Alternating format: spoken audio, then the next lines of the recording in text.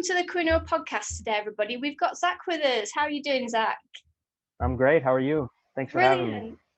It's great to have you here today. I am so intrigued to hear about Swiss Army knife leadership. It's such an amazing concept. Would you be able to tell us a bit more about what you do and a bit more about this concept? Yeah. I'm being an athlete my whole life. I've always been passionate about leadership and leadership development. I know in the UK and other parts of the world, it's not very popular, but in American football, I played the quarterback position, and that's a position of leadership. So that's kind of where I you could say, develop my passion. And just throughout my experiences in multiple countries within Europe, I noticed a lot of cultural differences, the way people, react to certain types of leadership in every country I've been in. And it kind of got my mind thinking, in order to be an effective leader in these multicultural environments, you have to be able to, adapt. And that's kind of what the SWAL leadership strategy, the Swiss Army leadership is. It's about, becoming a leader who is adaptable to multiple cultures and personalities. And that's what my book is about too. It's so interesting. Are you kind of saying that we've got a toolbox as leaders and we should pull out the tools that we need for each situation? Exactly. That's exactly what it is. If you think about a Swiss Army knife, for those of you who know what it is, it has multiple tools. And you can fold them in and fold them out. And so I kind of use us as leaders and as people, and that's kind of the metaphor as a Swiss Army knife. The center of the knife is our foundation. It holds all our tools. So that's our personal foundation. And like you said, that's our toolbox. So within that, you have multiple tools, which can be, I reference, communication, caring, nurturing. These are all tools that we need to develop, and they can be developed in order to reach audiences on an international scale. And so that's what that's all about. And what have you seen are the main differences between different cultures and different styles of leadership? Yeah, definitely. Well, I noticed for sure. I spent some time in South Italy, and it's people who don't know, it's a more of a laid back culture, Mediterranean type of culture. Compared to now where I live, Austria, me just working in South Italy, I couldn't use that, authoritative leadership strategy because they just don't react to it. They're used to, laid back, keeping things easy. While in Austria, that's something that they're more accustomed to. So you can, demand a little bit more and, set the standards a little bit higher. And that's one thing I definitely noticed, just the difference between the Mediterranean attitude toward leadership and, the northern parts of Europe.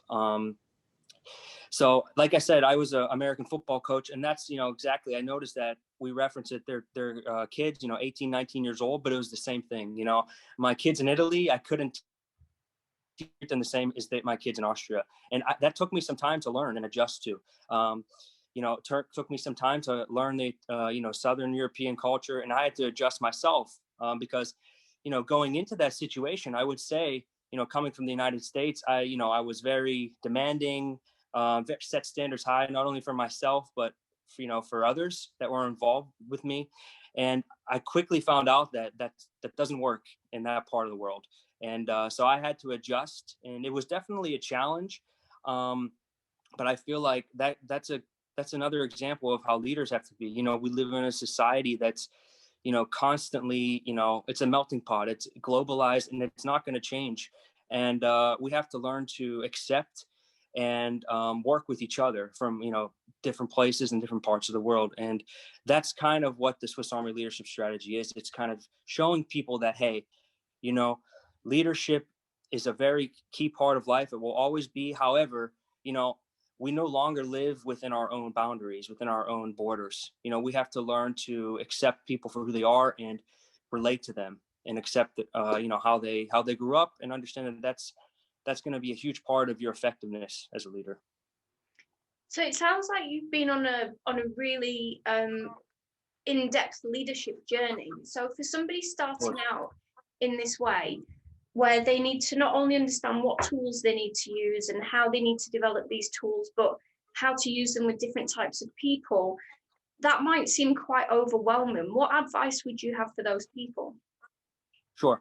The first advice I would say, because this is something, like you said, people struggle with, but the first thing to realize is that you have to make an adjustment. There are so many people who've had success, and maybe they enter a new environment and they don't want to change.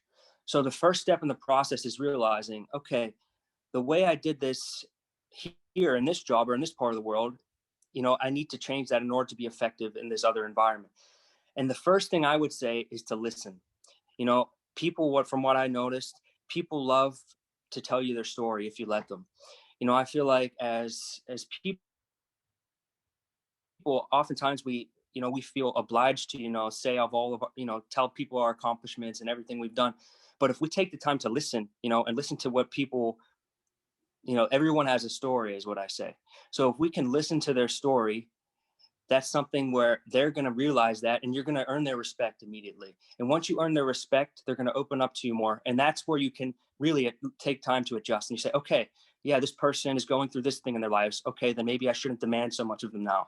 Or this person, maybe they haven't reached their expectations yet because of certain situations. However, I see the potential. So I would say what I've learned is to not just to listen more, listen to people and their stories. And I feel like that's something we all can do. When we kind of go into a new country or a new job, it's very difficult to understand, where do I kind of set myself? So do I come in a bit more authoritative and dial it back, or do I go in a bit more kind of softer and then put authority up? And a lot of people worry whether they're meeting the right kind of level, or if they're able to adjust after they've kind of been in the role for a few days or weeks and they've met their team. And they worry that maybe if there's some people that are quite challenging, that maybe if they go in with a bit more authority in the first place, that might help. What do you think is a good approach for that? Sure. Obviously, this is something a lot of young, leaders and people, starting off in the development struggle with, because most people look for your experiences, what's your resume? And a lot of people demand respect from the resume. And that could be, maybe that's possible for others, maybe, there's a person who's, has accomplished a lot. So people say, okay, he's an authoritative figure, but he's done this, so I'm going to listen to him. However, for people just starting off, I feel like I said before, respect is the first thing you have to earn. People, when you can earn someone's respect, they'll listen to you and they'll want to do a good job for you. You won't even have to really push them if they really respect you. So I think, like I said, how you can respect people, you listen to what they have to say. You ask them questions of, how they tick, what kind of person are they, what kind of leader are they looking for, what are their goals. So I feel like when you can earn respect, then, you won't even need to use that authority figure. But I feel like that's a necessity in any job or, any aspect of life. If you go into a situation and people don't know you, people don't respect you, and then you go in and, we could say you show your iron fist or something, it's not going to work. So like I said, people, especially young people who are just starting off, it's really important that you take the time to know your followers on an individual level, not just take a general approach. And yes, that's more work.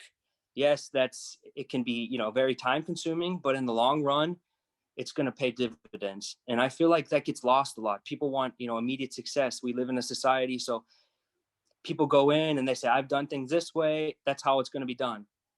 However, if you're looking for long-term effectiveness, like I said before, you have to earn people's respect, and that's the first step. Especially for young people who don't necessarily have the resume. It's definitely a challenge, but it's a good starting point from my experience.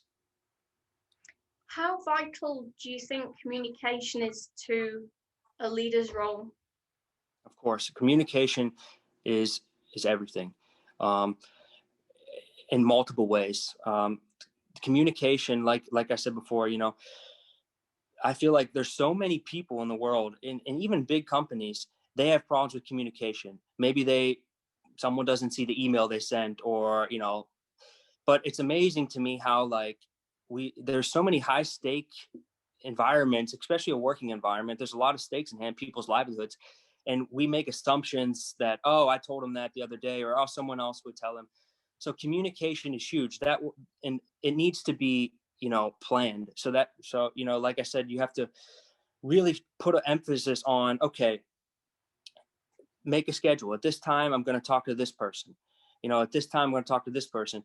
You have to understand as a leader that your followers, you can't take a general approach. You have to take an individualistic approach. And when also a huge part of communication is hearing what other people have to say, because a lot of times authority figures, they don't, and it's not their job to, they don't consider what people could be going through in their lives at a certain point in time.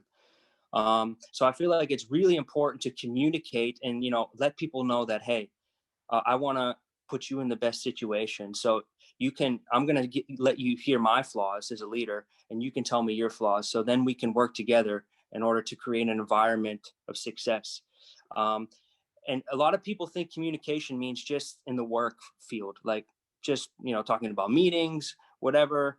However, I think communication has to take a more personal approach. As a leader, you have to show your vulnerability. And a lot of people try to hide that from my experience. And it's not, and, you could say that, okay, this is the work field. It's work only, personal lives don't come into play. However, we all know that's not the case. Everyone is going through something. And I feel like leaders, if you can show that, hey, just because I'm the leader, I'm not, prone to, not feeling emotion. And if you show your vulnerability, I feel like that people will be more likely to communicate their problems to you, therefore creating, a more healthy work environment. So to put you on the spot then, what do you think would be the most challenging leadership situation that you faced, and how did you use the Swiss Army knife leadership approach to deal with it? Yeah. So I can think of a situation. I was coaching football in Austria. There was a young boy who, I knew something, he wasn't the most athletic. He wasn't the fastest. He was kind of in an awkward stage in life. And I noticed, when he would come to practice, that something wasn't right. I knew something wasn't right, and I just didn't really know how to approach him about it. However, going back to the Swiss Army strategy, I knew that my ability to relate to him, which is one of my tools, relating to him, would have him hopefully open up to me. So, I went over to him after training one day, and I told him, I said, hey, I noticed, you're kind of down. Is there something you want to tell me? And he, obviously as a kid, you're going to say, no, coach, everything's okay. And so I said, this is a moment where I can maybe kickstart, hope this communication. So I told him a situation that I was currently going through. A situation where, my family back home, I was missing them. I haven't seen my two little nieces, and I was pretty sad about that. And I didn't have a lot of energy. And I noticed this story, he kind of, I guess he kind of, turned the light on, because then he realized, oh, wait, my coach, he also has problems. And, the next day of practice, I went over to him again and I said, hey, is everything all right today? And he said, yeah, coach, but, I'm struggling with my math course. And, my parents tell me that, if I don't pass the math test, I can't come to practice. And so, we found out the issue. But I feel like the reason for that was because I opened up to him. It seems so simple when you say it, but I think it's something it's not. It's really hard, and especially when Yes. I was talking about this a couple of podcasts ago, and we were talking about one-to-ones and just like making that time to communicate with people and making that time to listen. So I think it's very easy just to say, oh, I've not got time to do that. But I think especially in this type of Yes, case, exactly. it's so key. Yeah, and that's what you said. I agree. People mostly say, well, I have other things to do. I don't have the time to do that. And that's, that's understandable. We're all pressed for time. We all have schedules we all have things to do. However, this goes back to, what, my book is all about, where, we have to remember, and it's so easy to forget this. We're only on this earth for a certain amount of time. Whether you want to believe it or not, no matter what you accomplish, you're only on this earth for a certain amount of time. So how do you want to be remembered? And, you know, for a lot of people, maybe that's not important. And that's okay too. There's nothing wrong with that. However, when you really take that approach, you can understand, maybe it will help you realize, okay, if I really want to be remembered in a good way, then, you know, taking the time out to, you know, connect to these people is going to play a huge impact as far as my legacy is concerned. And I feel like we all have a legacy to leave. And I don't mean that in, physical reward or, financial prowess. In the end, people will remember you for, how you treated them, and they will carry that on to the next generations. And I feel like that's what, we as a society have to get back, to making. Because I feel like, we, in this capitalist society we live in, we're all out to get each other almost.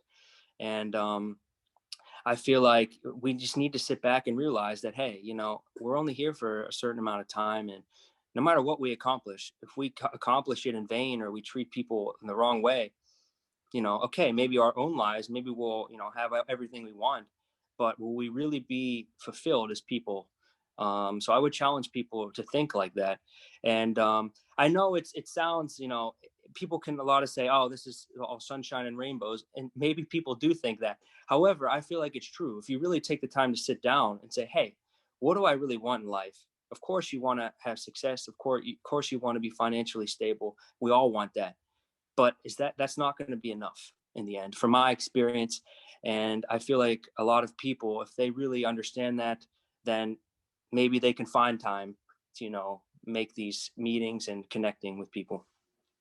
I think that's really interesting what you've just said, actually, because part of it, I think, comes back to mindset as well, where people are saying, well, actually, I am talking to you, and you're thinking, but you're not listening, and you're not Yes. understanding, and you're not interested in what I'm saying. So actually, you are trying to communicate, but you're not doing it in any meaningful way. And so that then breaks the relationship down, and you've completely failed and wasted some time. So I think that communication is not the concept that you see on the box. Communication is a really, really deep thing that you need to learn the skill of, and it's not an easy skill. No, absolutely. And you're right. And I'm sure you've had this situation, like you said, you're talking to someone and maybe they break eye contact or they look up for a second and you can tell that they're focused. They're not focused on you. It immediately is a turn off. And that's not easy because we're humans. We get distracted and it's not easy to stay focused on what someone has to say for such a long period of time. But like you said, it's something we have to work on because it's so big, and I feel like it gets underestimated as far as our grand scheme of success and effectiveness. Do you think that we ever stop learning as leaders? Never.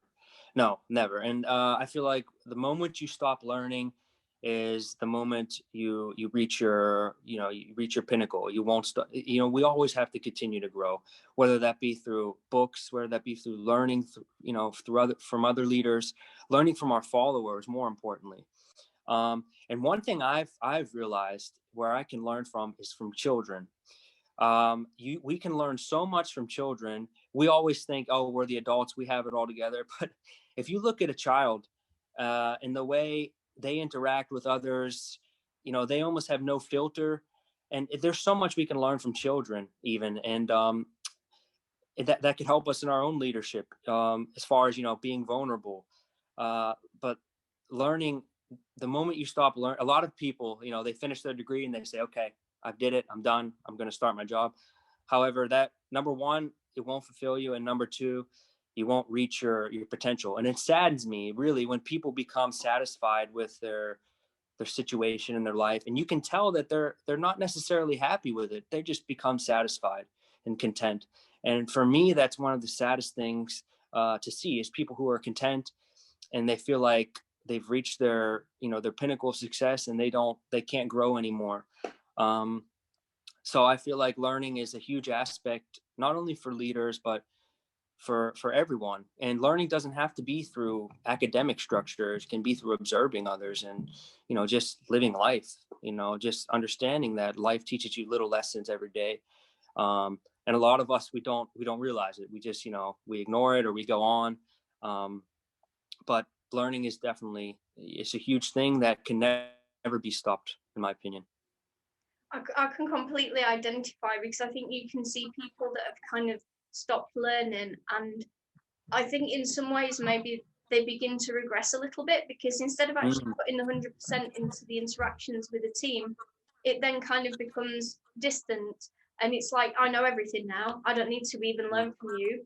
And I think that's even worse when you're dealing with kids, because not only do kids teach you so much, they're such a joy to be around, because they've not actually got to that point where they've put the barriers up yet and they're saying, oh no, I'm so defensive, I can't, have this interaction. So I think that's a shame. I think life is a lifelong learning journey, and I think, as you're saying, with a toolbox of skills that you're going through life with, you can always add more skills into that toolbox, and get this, refine the skills that you've got in there. Do you think that you might find, as you're going along, more skills or refine your skills? Absolutely. And that's what I was just going to say. I have 9 tools that I write about. However, those 9 tools they don't have to be the end all be all. There's so many more that are out there that we all can take we take the time to understand, okay, these are the tools I need to have success in this environment, or these are the tools I want to develop.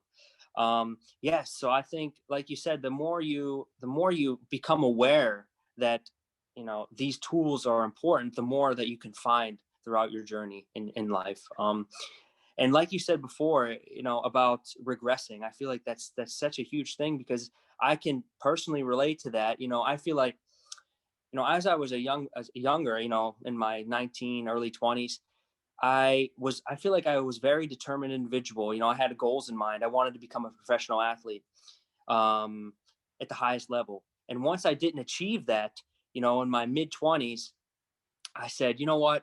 I didn't achieve my goal. So now I'm just going to focus on enjoying and living my life the way I want to. And I feel like that mentality, while it maybe helped me gain a lot of great experiences, it also helped me regress is my part of my personal development. And I feel like a lot of people, when they have high standards for themselves and they don't reach it, they use that as an excuse to regress in their development, or say, I didn't reach my goal, so I'm going to settle here. It's no need to develop. And that's exactly what I agree with you 100%. Regression is something that can take place, and it's something we have to be conscious of. Have you got any mindset strategies? And I'm thinking, because you're a former athlete, you must have some way of kind of strengthening your own mindset. Have you got any strategies for people in leadership that are, they might be coming up against these problems, or feeling like they're not motivated, or they're struggling with a certain issue and they're not sure what skill to use? Have you got any advice about that?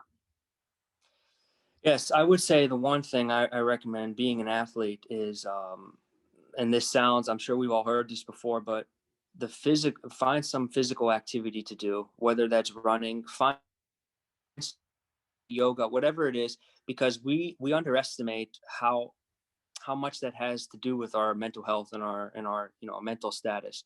So as an athlete, I make it a point to have some physical activity every day, whether that's going to the gym, running, anything like that. And as far as mindset is concerned, when you're hitting adversity, I think the key thing to remember is to sit back, take some time and think, okay, what was I doing this for? And now that I didn't achieve that goal, what am I doing it for now? What's my new, you could say, motivation? And are my habits in line with, where I want to go? And that's not easy. That's really not an easy process, because, a lot of us, we can overthink, we question ourselves. We think, am I on the right path? This is where I'm supposed to be. I didn't reach what I want. I'm going through adversity. So how do I adjust? I think so like I said before, physical activity, and really taking the time to sit down and realize, okay, what is my motivation? What is my motivation, and what are my current habits?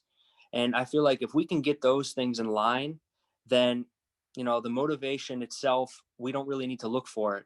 I feel like our habits will lead us there without having to search for motivation. Well, we're coming to the end of the interview, and as much as I'd like to keep talking all day, because I'm learning so much as well from you, would you like to tell us a bit about your book and where we can find you on the internet? Sure. So my book, Finding the Good Life as a Swole Leader, It is going to be published in spring of 2021 officially with L.R. Price Publications based in the UK. So the book will be available on Amazon and also in Waterstones in the UK. You can also, however, if you, I'll tell you about my information in a second, but if you follow my blog, I will send you a free PDF copy free of charge. No problem there. So you can find me on my blog at swalleadership.org/blog. That's where you can find me there. And on Instagram, you can find me at Hoff12. So that's ZACHOFF number 12. And if you follow me there or send me a short message, I will be happy to send you a free copy of the book as well.